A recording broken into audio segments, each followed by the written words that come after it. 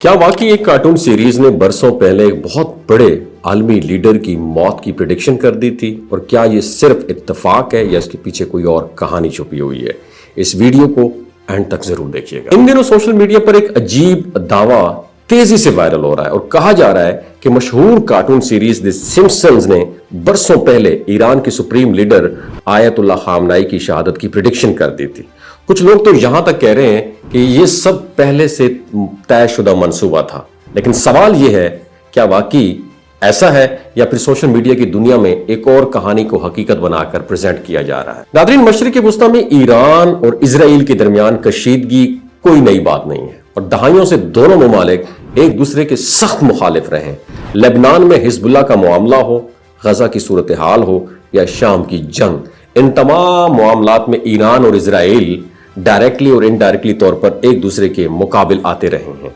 ایسے ماحول میں جب ایران کی سپریم لیڈر علی خامنائی کی شہادت کی خبر سامنے آئی تو سوشل میڈیا پر ایک پرانی تصویر دوبارہ وائرل ہونے لگی، اور اس تصویر میں یہ کلیم کیا گیا کہ کارٹون سیریز دی سمپسن نے پہلے ہی یہ منظر دکھایا تھا جس میں ایک ایرانی رہنما کو تابوت میں دکھایا گیا تھا، اور چند تصاویر میں یہ دکھایا گیا پہلے وہ عوام سے خطاب کر رہے ہیں، پھر لوگوں کے درمیان میں نظر آتے ہیں اور آخر میں تابوت میں دکھائی دیتے ہیں جس کے ارد گرد سرخ گلاب رکھے گئے ہیں۔ یہ تصاویر دیکھ کر کئی لوگوں نے کہنا شروع کر دیا کہ یہ سیریز مستقبل کی پریڈکشن کرتی ہے، لیکن جب ماہرین نے ان تصاویر کی تحقیق کی تو ایک مختلف حقیقت سامنے آئی۔ تحقیق سے پتہ چلا کہ دی سمپسنز کارٹون کی کئی اصل ایپیسوڈ میں ایسا منظر واضح طور پر موجود ہی نہیں ہے، اور زیادہ تر ماہرین کا کہنا یہ ہے کہ یہ تصاویر ممکنہ طور پر ڈیجیٹل ایڈیٹنگ یا سوشل میڈیا پر بنائی گئی جعلی تصاویر ہو سکتی ہیں۔ تو یہ پہلا موقع نہیں ہے کہ اس کارٹون سیریز کو کسی پریڈکشن کے ساتھ جوڑا گیا ہو۔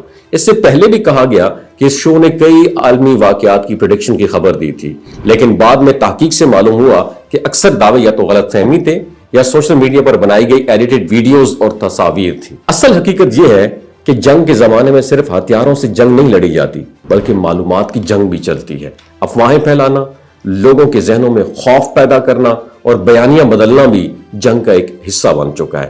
ایران اور اسرائیل کے درمیان کشیدگی کی جڑیں یہ بھی بہت گہری ہیں۔